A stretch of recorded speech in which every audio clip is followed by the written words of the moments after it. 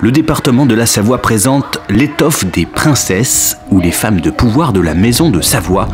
Du 9 avril au 16 mai au château des Ducs de Savoie à Chambéry, un parcours guidé gratuit qui mène les visiteurs de la Chambre des Comptes à la Sainte-Chapelle en passant par la tour Trésorerie.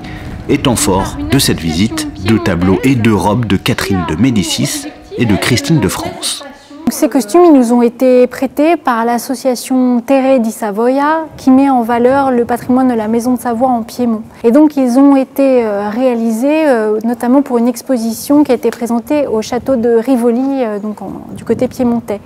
Et ces costumes en fait, ont été recréés par une styliste italienne qui s'est spécialisée depuis quelques années dans la reconstitution de costumes historiques. Et donc les 2 costumes qui nous sont prêtés, eh bien, c'est une robe de Catherine de Médicis, donc, qui a été reine de France au XVIe siècle, et une robe de Christine de France, qui a été donc une duchesse de Savoie qui a vécu au XVIIe siècle.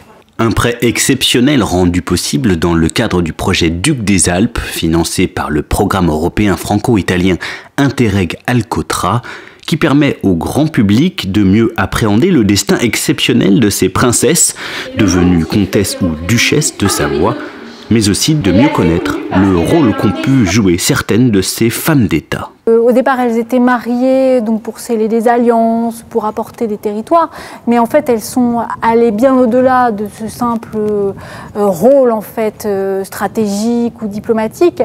Elles ont apporté leur fort caractère, leur tempérament, et elles ont su, notamment lorsqu'elles ont exercé la régence pour leurs fils mineurs, qui ne pouvaient pas encore exercer le pouvoir, elles ont su garder le cap, garder le pouvoir quand la dynastie était un petit peu en péril en fait. Donc elles ont eu un rôle essentiel dans la pérennité de la dynastie de la Maison de Savoie. Cette exposition est ouverte jusqu'au 16 mai dans le cadre de visites guidées gratuites et sans inscription, organisées tous les jours de la semaine sauf le lundi et le samedi à 14h, 15h30 et 16h30.